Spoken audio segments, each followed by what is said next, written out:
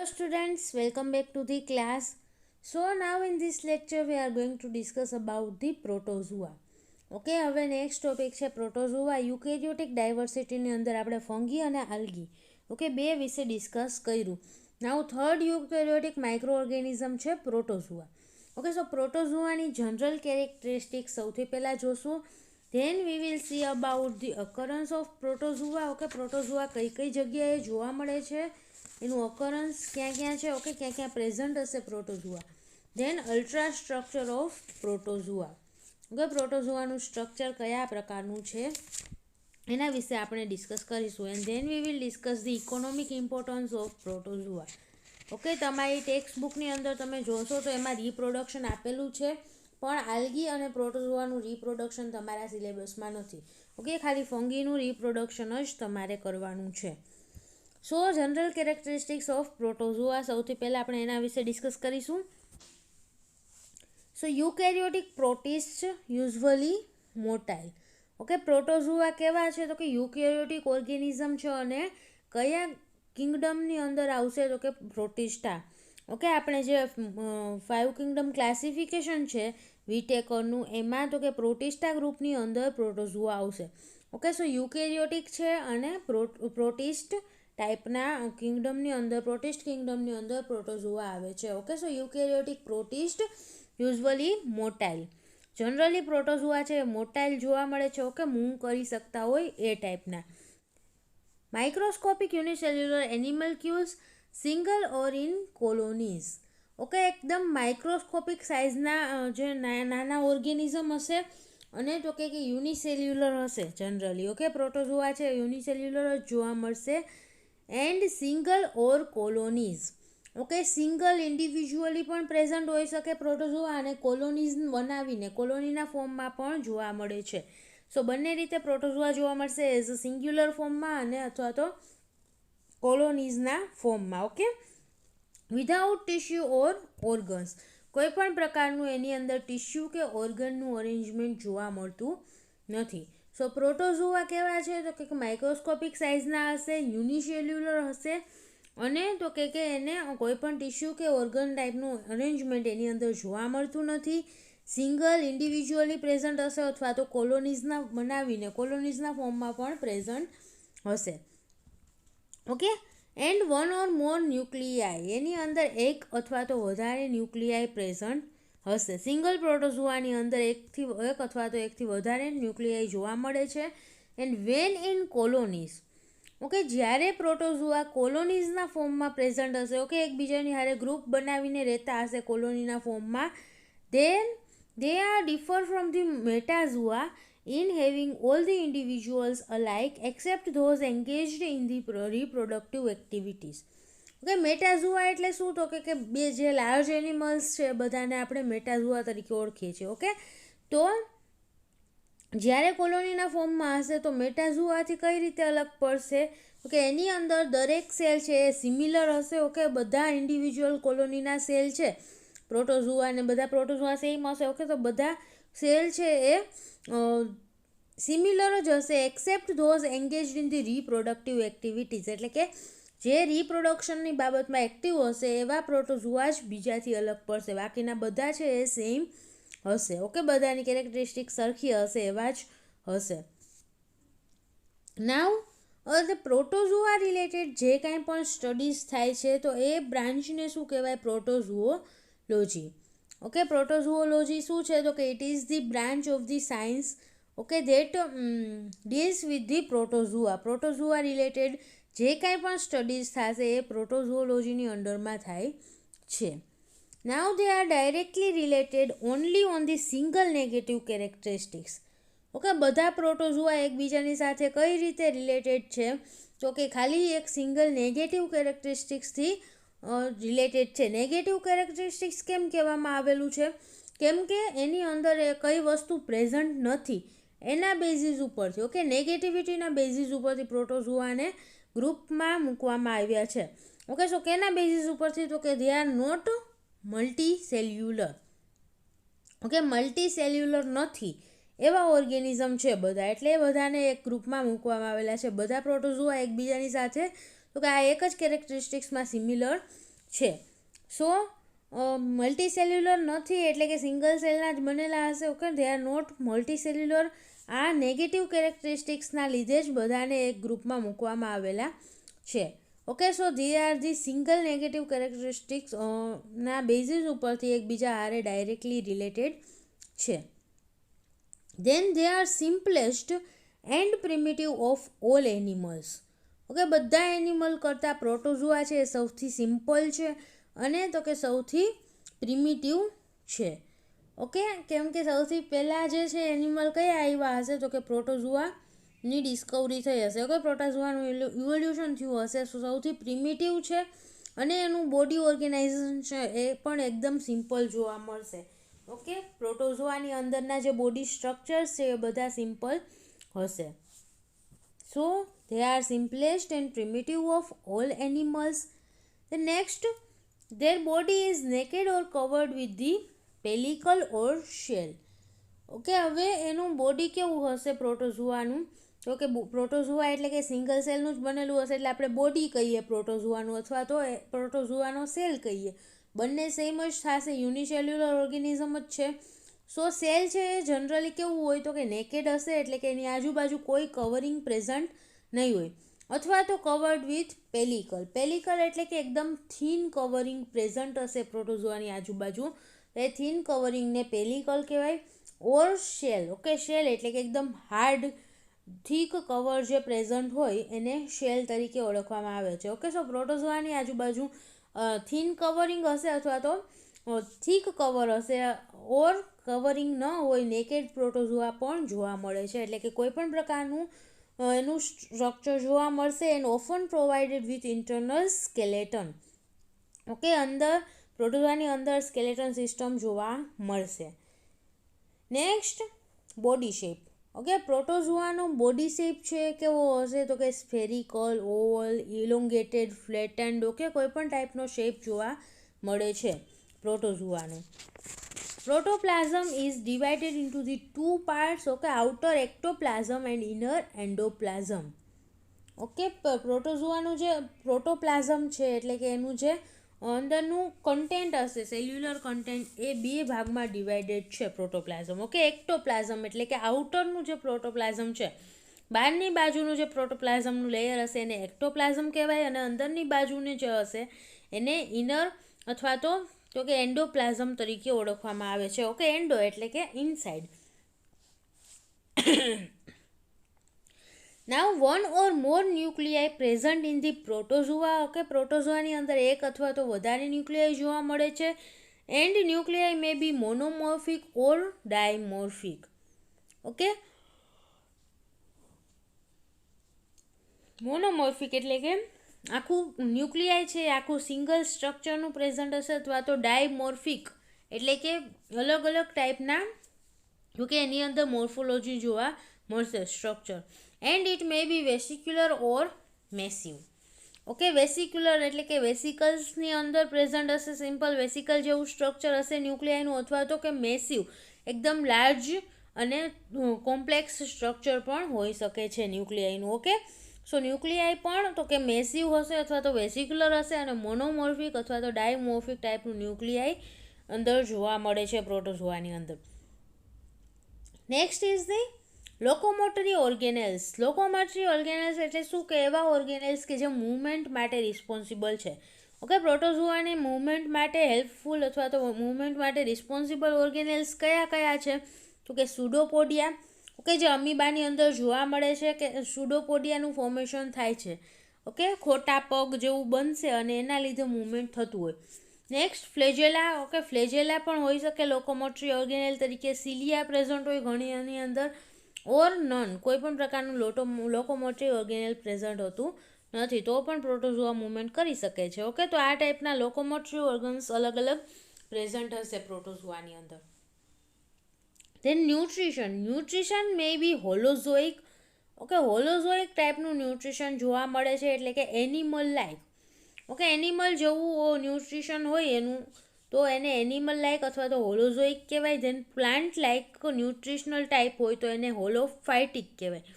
Okay then સેપ્રોઝોઇક એટલે કે કોઈ ડેડ મટીરિયલ ઉપર એ સર્વાઈવ કરતું હોય. ઓકે ડેડ મટીરિયલ છે એનું ડિગ્રેડ કરીને એના ઉપર સર્વાઈવ કરતું હોય તો એને સેપ્રોઝોઇક કહેવાય. એન્ડ પેરાસાઇટિક. ઓકે પેરાસાઇટિક એટલે કોઈ બીજાની અંદર રહી અને ગ્રો થતું હોય, કોઈ બીજા ઓર્ગેનિઝમની અંદર રહી અને એઝ અ પેરાસાઇટ ગ્રો થતા હોય. તો પ્રોટોઝોઆની અંદર મોડ ઓફ ન્યુટ્રિશન આ અલગ અલગ ટાઈપના જોવા મળે છે. Holozoic, holophytic, saprozoic or parasitic. And digestion inside the food vacuoles. Okay digestion ક્યાં થાય છે તો કે સેલની અંદર ફૂડ વેક્યુલ્સ પ્રેઝન્ટ હશે અને વેક્યુલ્સની અંદર જ ડાયજેશન થશે. રેસ્પિરેશન. હવે રેસ્પિરેશન પ્રોટોઝોઆમાં કયા પ્રકારનું જોવા મળશે તો કે diffusion through the general body structure. Okay respiration માટે કોઈ પણ પ્રકારના રેસ્પિરેટરી ઓર્ગન્સ કે એવી કાંઈ સ્ટ્રક્ચર સ્પેસિફિક પ્રેઝન્ટ નહીં હોય. Directly protozoa single cell unicellular organism છે તો એની અંદર ડિફ્યુઝનની પ્રોસેસ દ્વારા ઓકે સેલના અલગ અલગ સ્ટ્રક્ચર હશે એમાંથી ડિફ્યુઝ થઈ અને રેસ્પિરેશનની પ્રોસેસ થશે. નેક્સ્ટ એક્સક્રીશન. ઓકે એક્સક્રીશન માટે પણ તો કે આની અંદર શું પ્રેઝન્ટ હશે તો કે through general body surface. Okay majority જે પ્રોટોઝોઆ છે એની અંદર જનરલ બોડી સરફેસ દ્વારા એક્સક્રીશન થતું હોય. ઓકે સેલ મેમ્બ્રેન દ્વારા કે એમ જનરલી ડાયરેક્ટલી બોડી સ્ટ્રક્ચર દ્વારા એક્સક્રીશન થશે અથવા તો સમ ફોર્મ્સ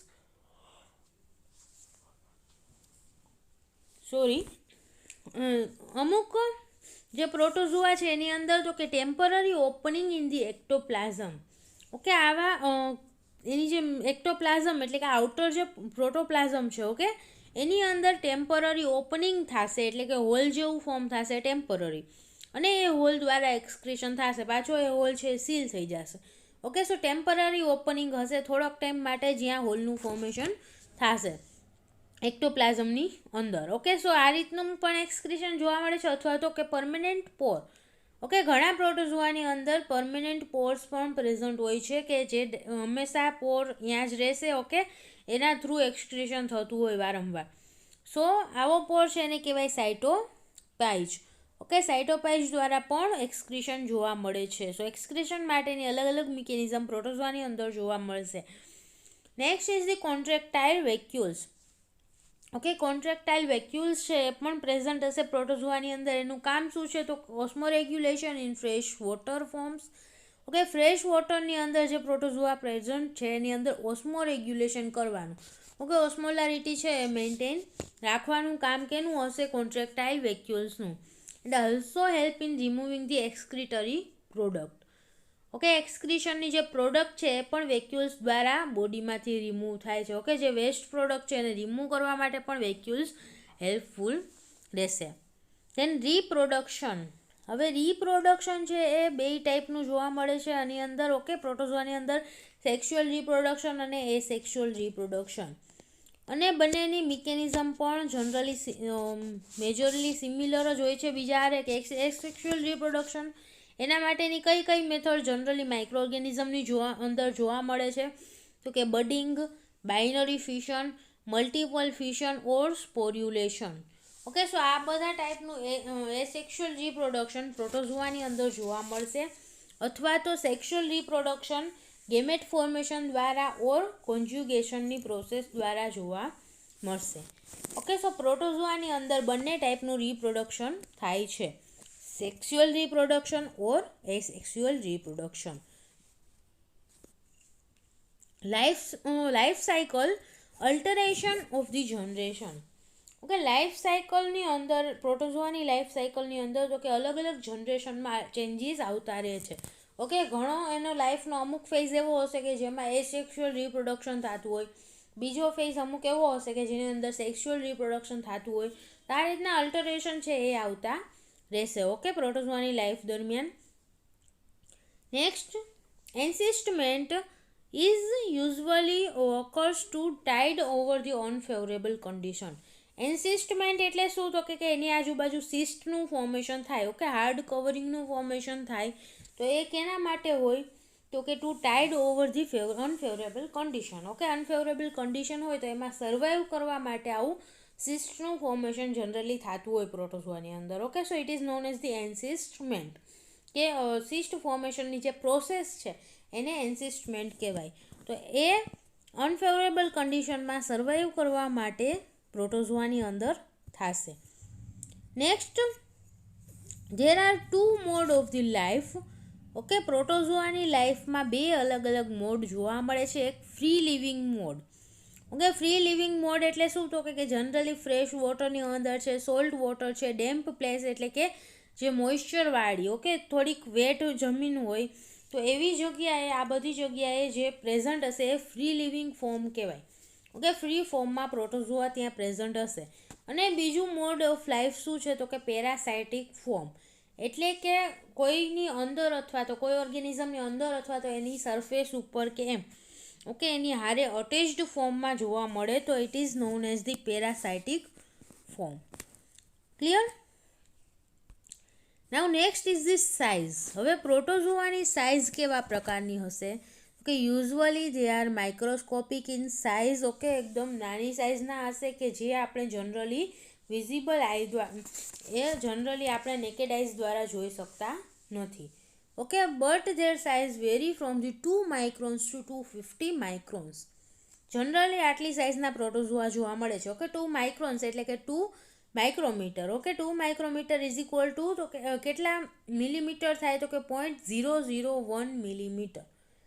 આટલી નાની સાઇઝના, ઓકે, 2 માઇક્રોનથી 250 માઇક્રોન સુધીની સાઇઝના પ્રોટોઝોઆ જોવા મળે છે જનરલી. પણ તો કે ઘણા બધા લાર્જર સાઇઝના પ્રોટોઝોઆ પણ જોવા મળે છે કે જેને આપણે નેકેડ આઈ થ્રુ પણ જોઈ શકીએ છીએ. સ્મોલેસ્ટ પ્રોટોઝોઆ કયા છે? તો કે babesia, then leishmania and plasmodium. These are the smallest protozoa. Then લાર્જેસ્ટમાં કોણ આવે? તો કે અમીબા અને paramecium. They can be seen by the naked eyes. Okay, amoeba અને પેરામિસિયમ છે લાર્જર સાઇઝના પ્રોટોઝોઆ છે કે જેને આપણે નરી આંખે જોઈ પણ શકીએ છીએ. એને જોવા માટે માઇક્રોસ્કોપની જરૂર નથી પડતી. ઓકે, આપણે ક્લિયર સ્ટ્રક્ચર જોવું હોય તો પછી માઇક્રોસ્કોપની જરૂર પડશે, પણ તો કે જનરલી આપણે એને નેકેડ આઈઝ થ્રુ પણ જોઈ શકીએ છીએ. ધેન હવે અલગ અલગ ટાઈપના પ્રોટોઝોઆની સાઇઝ આપેલી છે. ઓકે, કે સાઇઝમાં કેટલું વેરિએશન જોવા મળે.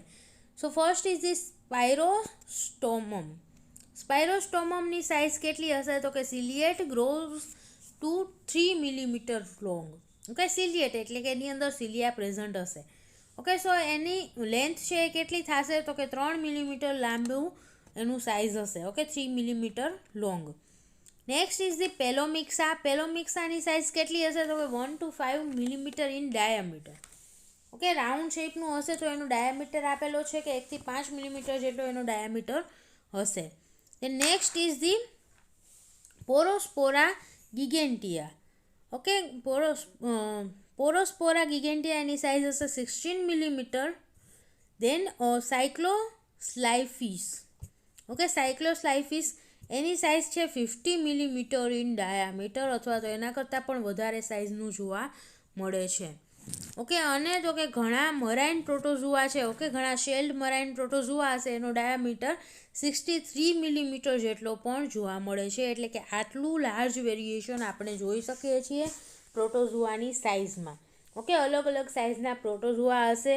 2 માઇક્રોમીટર એટલે કે સાવ માઇક્રોસ્કોપિક સાઇઝથી તો કે આપણે નરી આંખે જોઈ શકીએ એવી સાઇઝના પણ પ્રોટોઝોઆ પ્રેઝન્ટ છે. Then next is the shape. Okay, પ્રોટોઝોઆના શેપમાં પણ ઘણું બધી વેરિએબિલિટી જોવા મળે છે. Nearly all type of the body shape. Okay, બધા ટાઈપના બોડી શેપ પ્રોટોઝોઆની અંદર જોવા મળશે. But usually very within the narrow limits. Okay, એના શેપ છે જનરલી સેમ જ હોય, એમાં બહુ માઇનોર ડિફરન્સીસ આવતા હોય. ઓકે, કેમ કે એકદમ નાની સાઇઝનું હશે તો એમાં એના શેપમાં ડિફરન્સ આવશે, એ પણ બહુ આપણે મેજરલી ઓબ્ઝર્વ કરી શકીએ નહીં એ ટાઈપના હશે. ઓકે, માઇનોર ડિફરન્સીસ હશે. So it usually determined. Okay, જે પ્રોટોઝોઆનો બોડી શેપ છે એ કેના દ્વારા ડિટરમાઇન થશે? કે કન્સિસ્ટન્સી ઓફ સાઇટોપ્લાઝમ. ઓકે, સાઇટોપ્લાઝમની કન્સિસ્ટન્સી, એનું થિકનેસ કેટલી છે એના ઉપર ડિપેન્ડ કરે છે એનો શેપ. સેકન્ડ વસ્તુ, limiting membranes of the body. Okay, ઘણી બધી મેમ્બ્રેન્સ પ્રેઝન્ટ હશે બોડીમાં, તો એ મેમ્બ્રેન ઉપર પણ ડિપેન્ડ કરશે, જેમ કે સેલ્સ એન્ડ સ્કેલેટન. ઓકે, બોડીની આસપાસ સેલ પ્રેઝન્ટ હશે, થીક લેયર પ્રેઝન્ટ છે કે થીન લેયર પ્રેઝન્ટ છે, તો એના ઉપર ડિપેન્ડ કરશે. અને સ્કેલેટન. ઓકે, અંદર સાઇટોપ્લાઝમની અંદર જે સ્કેલેટન સિસ્ટમ પ્રેઝન્ટ હશે તો એ પણ બોડીનો શેપ મેન્ટેન કરવામાં હેલ્પ કરે છે. ઓકે, તો આ બધા દ્વારા બોડીનો શેપ ડિટરમાઇન થશે. નાવ અમીબા. ઓકે, આપણે હવે અલગ અલગ સાઇઝ ઘણી બધી જોવા મળે છે પ્રોટોઝોઆની અંદર. સો અમીબા છે એની સાઇઝ કેવી હશે, એનો શેપ કેવો હશે તો કે ઇરેગ્યુલર. ઓકે, અમીબાનો શેપ કેવો છે? ઇરેગ્યુલર છે. ગમે ત્યાં સ્યુડોપોડિયાનું ફોર્મેશન થાય અમીબાની કોઈ પણ બાજુ, એને જે બાજુ મૂવ કરવું હોય એ બાજુ સ્યુડોપોડિયાનું ફોર્મેશન થતું હોય. ઓકે, સો ઇરેગ્યુલર અને એસિમેટ્રિક બોડી શેપ એનો હશે કે બંને બાજુ સિમિલર હોય એવું સિમેટ્રી પણ એની અંદર જોવા મળશે નહીં. Because of the absence of rigid body envelope. અમીબાનો આવો ઇરેગ્યુલર શેપ કેમ જોવા મળે છે તો કે એની આસપાસ કોઈ પણ રિજિડ એન્વેલપ પ્રેઝન્ટ છે નહીં. ઓકે, એકદમ થીન લેયર પ્રેઝન્ટ હશે. સો કોઈ પણ ડાયરેક્શનમાં કોઈ પણ શેપમાં એ ફોર્મ થઈ શકશે. Okay, second is the spherical shape. Okay, so generally floating forms usually possesses the spherical body shape like Noctiluca. Okay, જે ફ્લોટિંગ ફોર્મ છે એટલે કે પાણીની અંદર તરતા હોય એવા પ્રોટોઝોઆ હશે, એનો શેપ જનરલી કેવો હશે? સ્ફેરિકલ. ઓકે, એનું એક્ઝામ્પલ આપેલું છે નોક્ટિલુકા. ધેન ઇલોંગેટેડ શેપના પણ જોવા મળે છે. ઓકે, એક્ટિવ સ્વિમર્સ એટલે કે જે ઇઝીલી સ્વિમ કરતા હોય, ઓકે, પાણીની અંદર સ્વિમ કરતા હોય તો એ પણ તો કે એના પણ શેપ છે કેવા હશે તો કે ઇલોંગેટેડ શેપના. ઓકે, એના એક્ઝામ્પલ છે યુગ્લિના, પેરામિશિયમ કે જે પાણીની અંદર સ્વિમ કરે છે. ઓકે, સ્વિમમાં અને ફ્લોટમાં ડિફરન્સ છે. ફ્લોટિંગ એટલે કે ફ્રીલી પ્રેઝન્ટ હોય. ઓકે, જે બાજુ પાણી જાય એ બાજુ એની મૂવમેન્ટ થતી હોય એ ટાઈપના. અને તો કે સ્વિમિંગ એટલે કે એને જે બાજુ જવું હોય જે ડાયરેક્શનમાં એ ડાયરેક્શનમાં એ તરીને જઈ શકે. સો એના એક્ઝામ્પલ છે યુગ્લિના, પેરામિશિયમ કે જેના ઇલોંગેટેડ શેપ જોવા મળે છે. Then flattened. ઓકે, ફ્લેટન્ડ શેપમાં પણ પ્રોટોઝોઆ જોવા મળે છે. એકદમ ફ્લેટ ફોર્મ હશે.